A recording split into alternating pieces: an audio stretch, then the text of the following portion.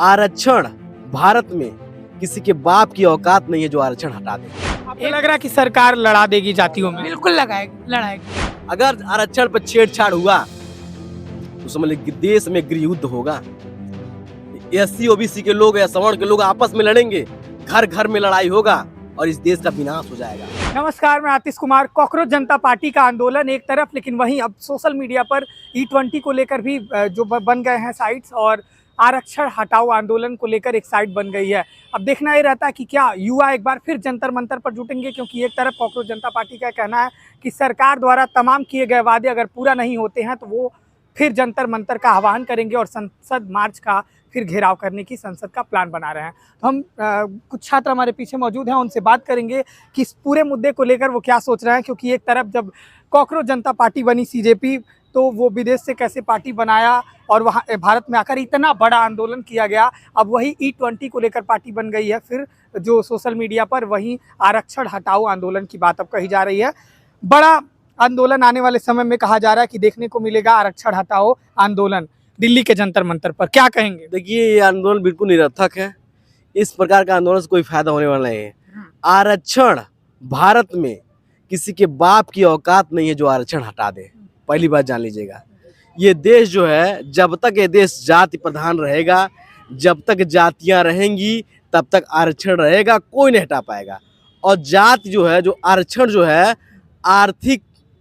आर्थिक बढ़ोतरी के लिए नहीं है।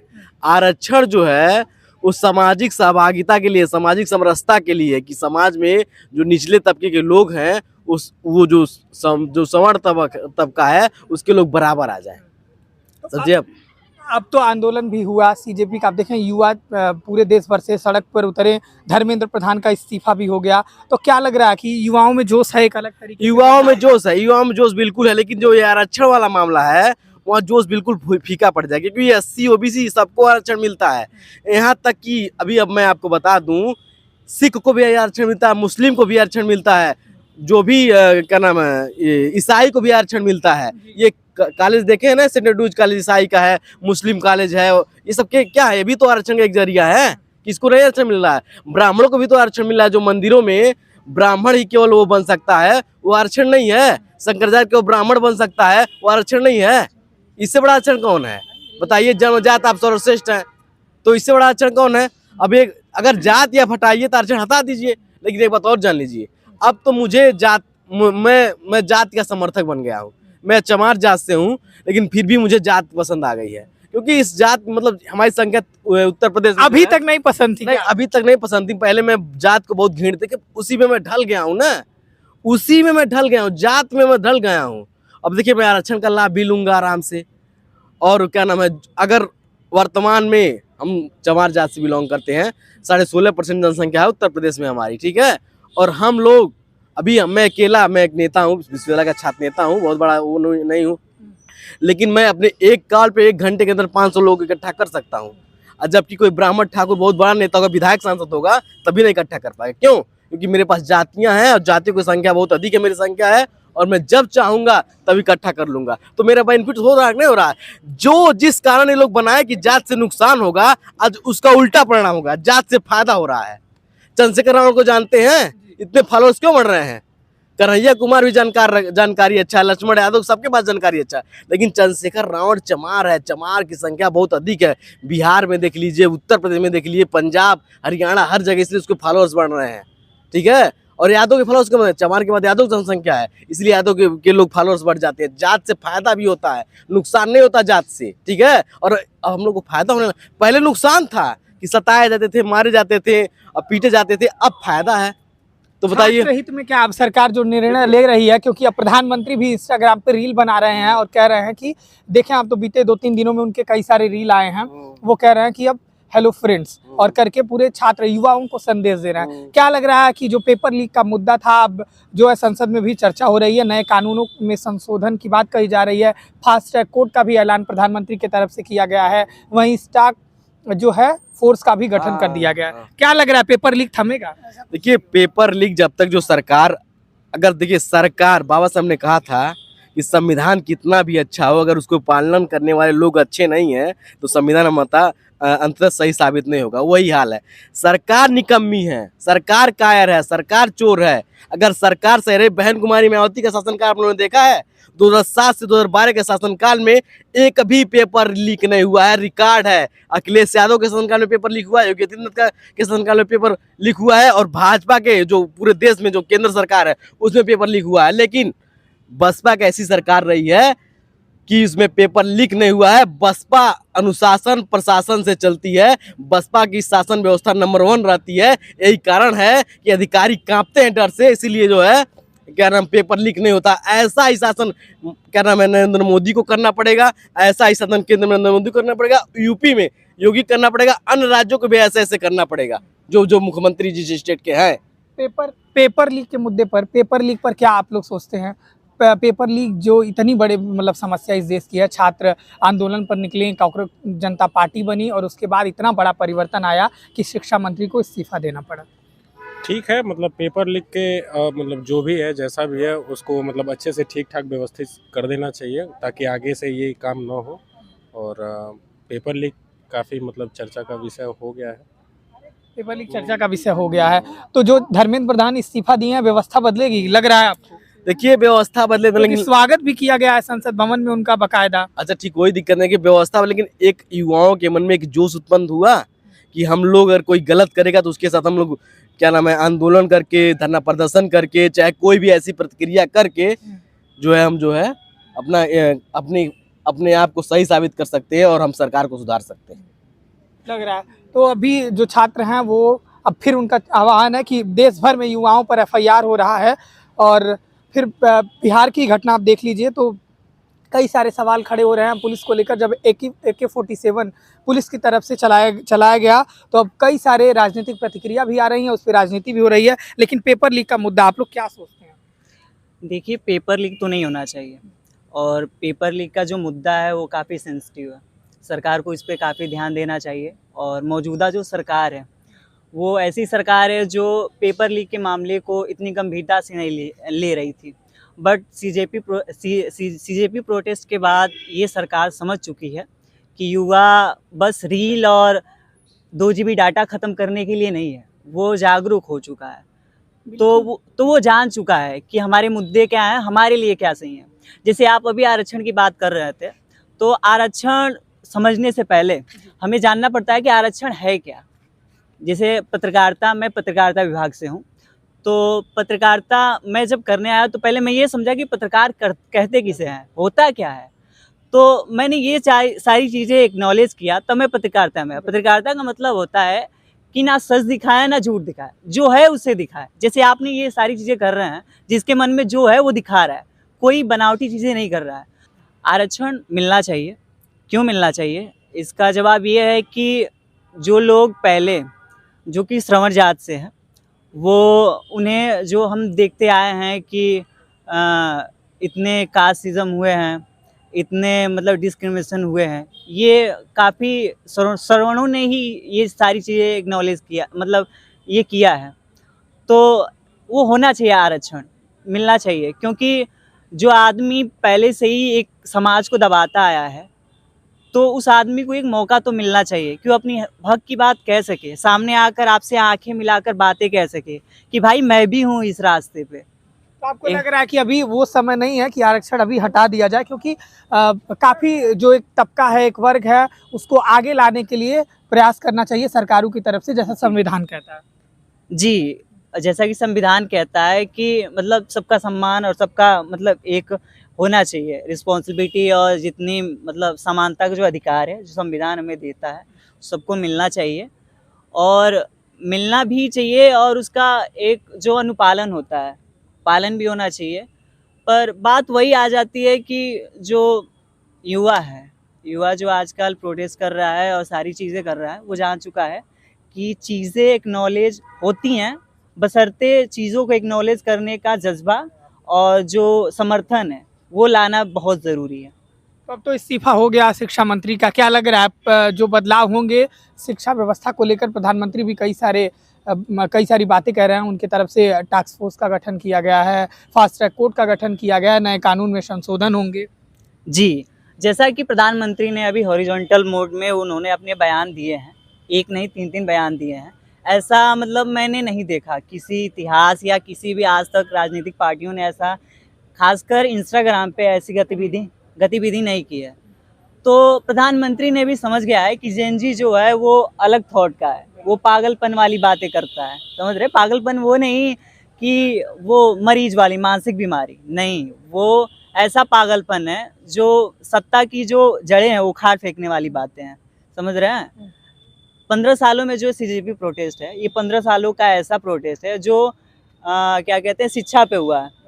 ऐसा मैंने नहीं देखा। बहुत सारे आंदोलन हुए हैं, ये क्या बोलते हैं, अभी दिल्ली में ही हुआ था आंदोलन, किसका क्या नाम है, किसान आंदोलन हुए हैं, और भी आंदोलन हुए हैं जहाँ से निकल के ये आम जनता पार्टी बनी हुई है, अन्ना हजारे का हाँ, अन्ना हजारे आंदोलन। तो लोगों के मन में ये मुद्दा तो होता है कि मतलब शिक्षा में सुधार होना चाहिए, पर वही कहते हैं ना कि अंदर चीज़ें वाली बातें हो गई। पर ये जो सीजेपी प्रोटेस्ट है, इसके माध्यम से शिक्षा का जो अंदर की भावनाएं थी वो जाहिर तौर पे सामने आई हैं, और ऐसा नहीं है कि ये पहली बार आई है, ये शुरुआत होता है। कहते हैं कि शुरुआत ही काफ़ी होता है अंत के लिए। अभी शुरुआत है। हाँ। चलिए, तो क्या चाहता है जेन जी आज का, क्या चाहता है? देखिए, किसी रिजर्वेशन के, जैसा आपने कहा, रिजर्वेशन ख़त्म हो जाना चाहिए, मैं सपोर्ट करता हूँ, लेकिन तब जब इस देश से कास्टिज्म ख़त्म हो जाए, वही सबसे बड़ा कारण है क्या रिजर्वेशन। क्या खूब आपने कहा। आपको लगता है कि अभी भी कास्टिज्म है? बिल्कुल है। इसका कारण है कि आप जब भी किसी भी चीज़ का फॉर्म भरिए, मैं अभी डीडीयू से आ रहा हूँ, उसमें कहा गया, जैसे हम लोग अपलोड किए, उसमें जाति प्रमाण पत्र मैंडेटरी किया हुआ था। मैं किसी जात को नहीं मानता, मैं एथनिस्ट हूँ, क्यों मांगा गया? मैं नहीं देना चाहता। फिर कहते हैं कि आप नहीं मानते जात को, आप नहीं मानते तो आप जनरल कैटेगरी में आ जाइए। ठीक है, जनरल कैटेगरी में हमें आने में कोई दिक्कत नहीं है। फिर आप हमारे काबिलियत के हिसाब से आप हमें क्वालिफिकेशन दीजिए, आप हमें जॉब दीजिए। अगर काबिलियत हमारे अंदर होगी ना, तो हम चमार भी होंगे तो देश का संविधान लिख देंगे, और काबिलियत नहीं होगी तो लाख रिजर्वेशन कर दिया जाएगा, हम कुछ नहीं कर पाएंगे। इसका सबसे अच्छा एग्जाम्पल आप देखिए, हम किसी जात विशेष के तरफ से नहीं बोल रहे हैं, मैं खुद एक ओबीसी से बिलोंग करता हूँ, और मेरे जितने फ्रेंड्स हैं ज़्यादातर एससी और एसटी हैं, और ज़्यादातर मुसलमान हैं। किसी एक रिलीजन और किसी एक कास्ट के नाम पे जो मतलब डिस्क्रिमिनेशन किया जा रहा है, वो बिल्कुल भी नहीं होना चाहिए। और रही बात जेन ज़ी प्रोटेस्ट की, तो इसके भी 2 भाग होने वाले हैं। मैं आपको अभी बता दे रहा हूँ, ये सरकार जो है इसके भी 2 भाग करेगी। किस बेसिस पे? जैसे कि आम पब्लिक के दौरान ये कहती है हिंदू ऐसे हैं और मुसलमान ऐसे हैं, मुसलमान ख़राब हैं और ये अच्छे हैं। फिर कहती है ब्राह्मण अच्छे हैं और चमार ख़राब हैं। अब ये कहेगी कि जो एससी एसटी और ओबीसी के बच्चे, इनको रिजर्वेशन मिलता है और जनरल वालों को नहीं मिलता है, इससे 3 गुटों में बटेगा। आपको लग रहा है कि सरकार लड़ा देगी जातियों में? बिल्कुल लड़ाएगी। कास्टिज्म के बेसिस पे ये सरकार सीजेपी को अलग अलग करके रहेगी, ये मैं आपको गारंटी देता हूँ। और गलतफहमी में मत रहिएगा कि प्रधान ने इस्तीफ़ा दिया है, ये इस्तीफ़ा नहीं है, ये तो सिर्फ एक तरह का आपको गोला खिलाया गया है। षड्यंत्र तो चल ही रहा है, और ऐसा कहीं ना कहीं ऐसा षड्यंत्र चल रहा है कि सीजेपी और जो जेन ज़ी है, इसे पूरी तरह से अपाहिज बना दिया जाएगा आने वाले समय में। अगर सरकार ऐसे ही करती रही और ऐसे ही डिक्टेटरशिप रहा, तो वो वक्त दूर नहीं है जब इंस्टाग्राम पे चल रहा है ना, मोदी इंस्टाग्राम पे आए हैं, अभी टेलीग्राम बैन हुआ है, कहना नहीं चाहिए, हो ना हो कुछ दिन में इंस्टाग्राम भी बैन हो जाएगा।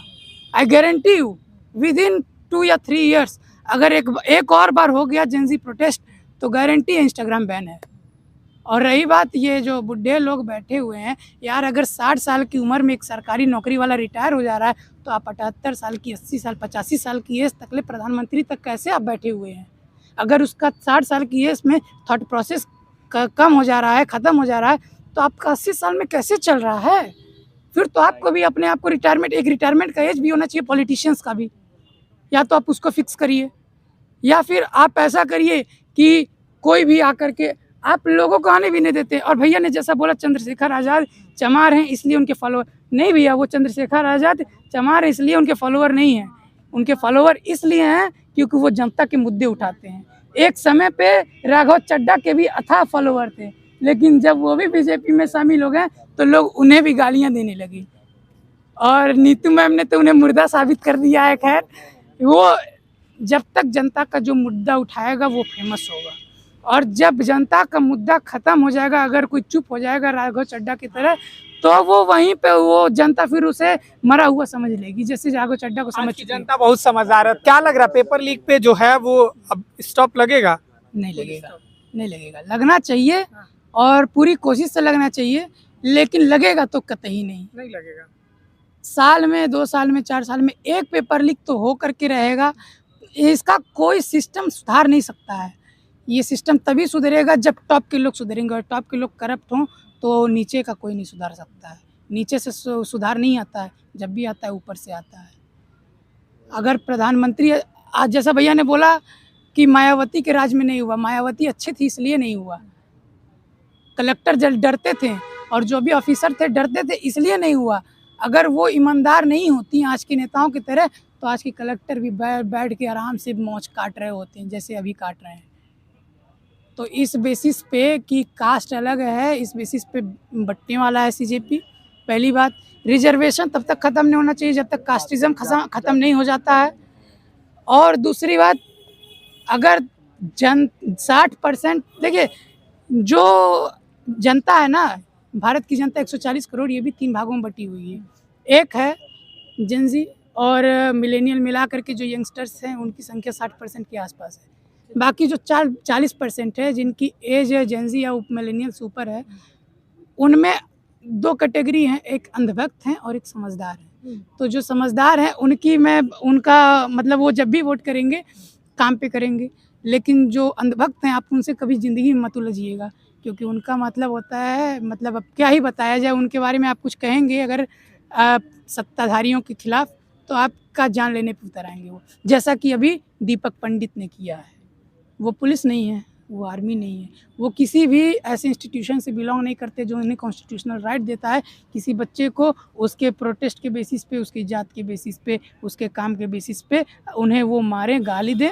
इन्हें कोई राइट नहीं देता है, लेकिन उन्होंने किया। इसके खिलाफ सख्त से सख्त कार्रवाई होनी चाहिए, इनके खिलाफ केस दर्ज होना चाहिए। और मैं कहता हूँ उस स्टूडेंट से भी इनके खिलाफ जा कर के मानहानि और तमाम तरह के वो मुकदमे करो, हैरेस करने के मुकदमे करो, ताकि इनकी हेकड़ी निकल जाए।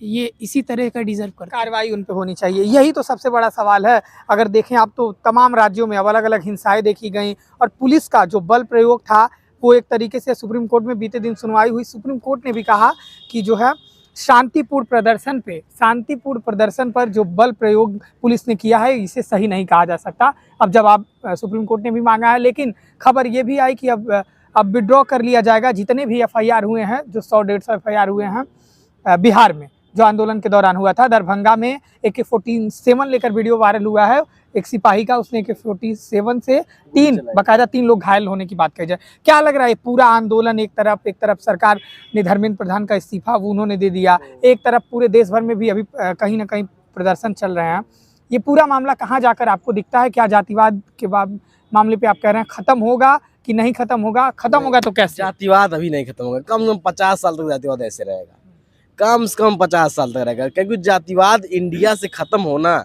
और चांद और सूरज टलना एक समान है। जब तक इतना आसान नहीं जातिवाद खत्म होना। नहीं भैया, जब तक ना देखिए, हाँ। जब तक जेनेक्स जेन और जो मिलेनियल्स हैं और मिलेनियल्स और उनके पहले की जनरेशन है, जब तक ये है इंडिया में और धरती पे, तब तक तो कास्टिज्म और रिलीजनिज्म खत्म नहीं होगा। जब जेनजी आ जाएगी ना तो अब ऑटोमेटिकली खत्म हो जाएगा। लग रहा है आपको कि जेनजी में जो है युवा वो उसमें कास्टिज्म नहीं करते? ऐसी बात है, जेनजी वाले भी अपने आप को ओवर स्मार्ट समझ रहे हैं, ठीक है, ऐसा बात नहीं है। जात ऐसी चीज है, क्योंकि एक रेगुलेशन आया UGC, उसी में देख लीजिए छात्र 2 धड़ों में बंटते हुए दिखाई जात जो है आज से नहीं है, 700-800 वर्ष पहले से ही जात चली आ रही है। अभी वो भी लोग लेके ढो रहे हैं आज तक भी। कोई ऐसा व्यक्ति बताइए जो अपना जात का टाइटल नहीं लगाता हो, इक्का दुक्का मिल जाएंगे। सब लोग जातिवाद करते, जात का वो करते हैं, ठीक है। अभी जो भी लोग हैं ना आरक्षण का विरोध कर रहे हैं, अभी कल जुनून से अपना सरनेम हटा ले, नहीं हटाएंगे, कहीं हम नहीं हटाएंगे। अभी कह दीजिए कि क्या नाम है कि शादी कर लीजिए SC कास्ट में, नहीं करेंगे, कहेंगे हम नहीं करेंगे शादी। प्यार वाला मामला अलग बात है, प्यार दिल से होता है, उसका अलग बात है, ठीक है। लेकिन जहाँ जात की बात आएगी, ठीक ना, वह जाति है कि जाति नहीं, ठीक है, समझे। वह हाल है, ठीक कथन है, आरक्षण चाहिए जाति आधार आर्थिक आधार पे और जीजा चाहिए क्या नाम है जाति आधार पे। बताइए ऐसे कैसे चलेगा, हाँ? ये बात है कि नहीं है, हाँ? पूरे देश भर में जो पुलिस बर्बरताएं हुई हैं स्टूडेंट पर, उस पर आप लोग का क्या टेक है? देखिए, स्टूडेंट को जो बर्बरताएं हुई हैं उससे जो है बहुत लोगों को ठेस पहुंचा जरूर है, लेकिन ये कि अब स्टूडेंट को लगा है ना कि आंदोलन हम करेंगे तो मरेंगे नहीं, कपार फूटेगा, हाथ टूटेगा, इतना ही होगा, ठीक है। इससे अधिक मतलब मरना नहीं है। अन्य देशों में तानाशाही, यहाँ उतना भी तानाशाही नहीं है जैसे अन्य देशों में है। तो इस जिस प्रकार का आंदोलन हुआ है CJP वाला, बहुत ही सराहनीय हुआ है और बहुत ही अच्छी जीत मिली है। और ऐसे मैं चाहूँगा अच्छे मुद्दे पर, आरक्षण के मुद्दे पर नहीं, जैसे EVM एक मुद्दा है, EVM जैसे मुद्दे पर, EVM चुनाव आयोग, ये जो है एक बहुत बड़ा मुद्दा है। चुनाव आयोग वास्तव में जो है, आप देखोगे बहुत सी वीडियो वायरल होती है जिसमें चुनाव आयोग की साफ साफ गलती दिखाई देती है, चाहे वीवीपैट सिस्टम का मामला हो, चाहे EVM में थोड़ा सा गड़बड़ी होती है कि वोट मान लीजिए हाथी पे वोट पड़ रहा है और कमल का बटन कमल पे वोट जा रहा है, तो ऐसे। और सोचिए जो देश EVM को बनाया है वो देश जो है EVM से चुनाव नहीं कराता है। अब बैलेट पेपर में कम खर्चा भी पड़ेगा, फिर भी आप EVM से चुनाव क्यों कराना चाह रहे हैं? बताइए, बैलेट पेपर लाइए, जब जनता का विश्वास जो है। देखिए, मैं जहाँ मैं PhD का छात्र हूँ और राजनीति से PhD करता हूँ, मेरी जितना राजनीतिक समझ है, मैं कभी नहीं चाहूँगा कि मेरे देश में EVM से चुनाव हो। EVM पे मुझे 1% विश्वास नहीं है। सब लोग EVM पे वोट देते हैं, लोकतंत्र में मैं भी थक हार के मान के मैं दे देता हूँ, लेकिन मैं EVM का पहला विरोधी हूँ, बहुत पहले से। 2014 का जब नरेंद्र मोदी चुनाव जीते थे, तब से मुझे EVM पे मैं विरोध कर रहा हूँ, ठीक है। और मैं तभी से मैं राजनीति भी कर रहा हूँ। 2014 से मेरी राजनीति शुरू हुई है और 2026 अभी चल रहा है, 12 साल हो गए, लेकिन अभी तक EVM नहीं खत्म हुआ। देखिए, मैं थोड़ा सा गरीब परिवार से हूँ, तो मैं बहुत बड़ा क्रांतिकारी तो बनना चाहता हूँ, लेकिन अपने परिवार को भी तो देखना है। ये सरकार ऐसी है कि आपको अगर जब जाने की हमारा नुकसान हो रहा है तो कुछ भी आपके साथ करा सकती है। इसीलिए EVM के मुद्दे पे अकेले एक व्यक्ति के खड़े होने से कुछ नहीं होगा, पूरे देश के सभी लोगों को खड़ा होना पड़ेगा, तब जाके कुछ हो पाएगा। और देखिए, आरक्षण वाली बात छोड़ दीजिए, आरक्षण जो है बेवजह का मुद्दा है। हमारे सवर्ण भाइयों से देखिए हाथ जोड़ के निवेदन है, जितने सवर्ण भाई हैं, ब्राह्मण, ठाकुर, क्या नाम है, और जो बनिया और जो भी अन्य जातियां हैं, जो भी आरक्षण का सपोर्ट करती हैं, ठीक है, आरक्षण हटाने का सपोर्ट करती हैं, जैसे कुछ जातियां OBC की भी सपोर्ट करती हैं, कुछ जातियां SC की भी सपोर्ट करती हैं, इनसे हाथ जोड़ कर आरक्षण पे हमला करना बंद करिए आप लोग। कोई फायदा नहीं है आरक्षण के पे हमला करने से, न कभी हटेगा न कुछ होगा। ये मुद्दा एकदम सोच लीजिए। और जो लोग कहते हैं डॉक्टर बनेगा 370 नंबर वाला, 470 नंबर, अरे भाई उसकी बैकग्राउंड कम है, आपसे कम किताब पढ़ा है, आपसे कम वो पढ़ा तो वहाँ तक पहुँचा है ना, तो उसको उस तरह से रहने दीजिए, जैसे आरक्षण चला उसे चलने दीजिए। और आरक्षण हमेशा चलेगा जैसे पहले चल रहा था, इसमें कोई छेड़छाड़ नहीं होने पाएगा। आज सुन लीजिए, अगर आरक्षण पर छेड़छाड़ हुआ तो समझ लीजिए देश में गृह युद्ध होगा। SC OBC के लोग या सवर्ण के लोग आपस में लड़ेंगे, घर घर में लड़ाई होगा और इस देश का विनाश हो जाएगा। इसलिए मैं हाथ जोड़ के निवेदन करता हूँ सबसे कि आरक्षण पे हमला करना आप लोग बंद करिए। मेरे जो सवर्ण भाई हैं वो भी, देखिए ये देश जो है ना, एक दूसरे को मिला के चलिए, जातिवाद मत करिए। अगर आपको आगे चाइना के बराबर बनना है तो पाकिस्तान से तुलना मत अपनी करिए, नेपाल से तुलना मत अपनी करिए। आपको तुलना करना चाइना से, अमेरिका से, फ्रांस से, ब्रिटेन से, बड़े बड़े देशों से तुलना करना है। और हम लोग अगर जात में बटे रहेंगे, है चमार है, धोबी है, पासी है, बेलदार है, ठाकुर है, तो वो दिन कभी नहीं देख पाएंगे। सब देखे होंगे ना, हम बहुत कष्ट होता है। हम लोग क्रिकेट में आ गए हैं, जो होता है ओलंपिक वाला गेम देखते हैं, जिनकी जनसंख्या हमसे कितना ज़्यादा है, कम है ना, जापान की जनसंख्या हमसे बहुत कम है, लेकिन उन लोग का मेडल देखिए कितना कितना आता है, कितने लोग मेडल लेके आते हैं, क्योंकि वो लोग जातिवाद नहीं करते, वहाँ पे जातिवाद नहीं है। तो मेरे आपके चैनल के माध्यम से सबसे मेरा जोड़ के निवेदन है, हाथ जोड़ के, कि आप लोग जो है EVM से क्या नाम है आरक्षण का विरोध मत करिए, एक दूसरे से मिलजुल कर रहिए। और सुन लीजिए, SC के जो भी लोग हैं, किसी भी व्यक्ति के धार्मिक भावनाओं पे, देवी देवताओं पे टिप्पणी मत करें, उनको पर्सनल मिल के समझाएं। अगर समझे, अगर आपको लगता है कि हमारे देश में पाखंड है ये ऐसा कर रहे हैं, तो सोशल मीडिया पर उसका वो नहीं करें कि जय श्री राम बुलवाएं जबरदस्ती, जय भीम जबरदस्ती बुलवाएं, ऐसा आप बैठ उसको समझाइए कि ये चीज़ें गलत है, चीज़ सही है, आपस में मिल के समझौता कर लीजिए, सही है, ठीक है। लेकिन ये है कि जिस व्यक्ति की किसी की भावना को ठेस मत पहुंचाइए, हमारा निवेदन है। मैं नीतीश कुमार हूँ, छात्र नेता गोरखपुर विश्वविद्यालय, शोध छात्र राजनीति विज्ञान विभाग। क्या आप कह रहे थे, क्या लग रहा है आपको? जैसा कि सीजेबी प्रोटेस्ट को मैं लेकर कहना चाहता हूँ, जैसे कि अभी सीजेबी प्रोटेस्ट हो रहे थे तो बताया जा रहा था कि ये तो गद्दार हैं, ये तो एंटी नेशनल है, बाहर से फंडिंग मिल रही है। तो ऐसे जो भी प्रोटेस्ट होते हैं ख़राब करने के लिए ऐसे मुद्दे उठाए जाते हैं ताकि वो मुद्दे मतलब आगे बढ़ें और इन्हें ख़राब कर दिया जाए। तो उस समय अटल बिहारी वाजपेयी ने कहा था कि जहाँ विरोध और विरोधियों को गद्दार मानने का भाव हो वहाँ लोकतंत्र समाप्त होता है और तानाशाही का उदय होता है। पर तानाशाही का कहीं ना कहीं ये खात्मा नज़र आता है सीजेबी प्रोटेस्ट के थ्रू, क्योंकि जब इतने मुद्दे हमने आज तक नहीं देखा। जीडी अग्रवाल ने 111 दिन, आई डोंट नो, मैं गलत हो सकता हूँ दिनों में, पर जीडी अग्रवाल ने गंगा की सफाई के लिए उठाया था मुद्दा, पर वो मुद्दा कहीं ज़मीन में धंस के रह गया। बस उनके मृत्यु पे प्रधानमंत्री मोदी ने केवल एक ट्वीट किया, इससे ज़्यादा कुछ कर नहीं पाए। तो बात यही है कि लोगों को उतना दिया नहीं जाता है, महत्व नहीं दिया जाता है, पर जेनजी की बात कुछ अलग है। तो आपको लग रहा है अब जेनजी जागरूक हो गया है और सरकार तक अपनी आवाज़ पहुंचा के ही जी बिल्कुल जागरूक हो गया है, क्योंकि बात हो रही थी ना कि मतलब कास्टिज्म को लेकर और आरक्षण को लेकर। तो पहले तो हम हिंदू हैं, बीइंग अ हिंदू, तो उस पर अटल बिहारी वाजपेयी ने कहा था, मैं हिंदू परंपरा से गर्व करता हूँ लेकिन मुझे भारतीय परंपरा में ज़्यादा गर्व है, यानी मैं यहीं का हूँ और यहीं रहना चाहता हूँ। मुझे फॉरेनर या किसी अलग देश की कोई चीज़ें अपनाने वाली चीज़ तो बात अलग है, पर मैं यहीं का हूँ, यहीं खाता हूँ, यहीं पीता हूँ, मैं यहीं का हूँ। बाहरी चीज़ अपनाना कोई बुरी बात नहीं है, बहुत लोगों ने बहुत सारी चीज़ें करी हुई हैं। तो ऐसा मतलब मेरा मानना है कि कास्टिज्म और ये जो सारी चीज़ें हो रही हैं ये काफ़ी सेंसिटिव मुद्दा है, होनी चाहिए, और भाईचारे वाली बात होनी चाहिए। इस पे मैं एक बात कहना चाहता हूँ, कभी तो भूले इसे, इस ओर भी आओ भाई, लड़ाई अपनी जगह, हाथ मिलाओ भाई, तुम्हारे हाथ में चिंगारियों के टुकड़े हैं, तुम इनसे अपने घर को न जलाओ भाई, तुम्हारे चेहरे पे हर बात उभर आएगी, अपने आईने से कुछ भी न छिपाओ भाई, गुजर गया वो अरसा कदम मिला के चले, कैसा लगता है तुम्हें यह बताओ भाई। तो इसी पे डेडिकेटेड है, बात यही है। तो इसी में पूरा सारा, क्योंकि सामाजिक सद्भाव की भावना के रूप में जो हमारे महापुरुषों ने परिकल्पना की थी, क्या उस परिकल्पना के तहत हम आगे बढ़ रहे हैं क्या, यही सवाल बना हुआ है। लेकिन एक तरफ जब प्रधानमंत्री मोदी युवाओं से संवाद के माध्यम से इंस्टाग्राम पर रील बनाते हैं तो वहीं फास्ट ट्रैक कोर्ट का गठन किया जाता है, टास्क फोर्स का गठन किया जाता है, संसद में जो पुराने कानून 2 साल पहले बन गए थे वो अब नए संशोधन लाया जाएगा। विपक्ष भी एक तरफ चर्चा के लिए तैयार हो गया है। देखना ये रहता है कि क्या कड़े कानून के माध्यम से पेपर लीक को रोका जाएगा या एक तरीके से सरकार का जो प्रयास है वो उसमें सरकार हो जाएगी पास, या विपक्ष अब कई सारे मुद्दे पर घेर रहा है। वहीं कॉकरोच जनता पार्टी का यह कहना है कि जो छात्रों पर हिंसाएं हुई हैं उसका भी जवाब देना पड़ेगा।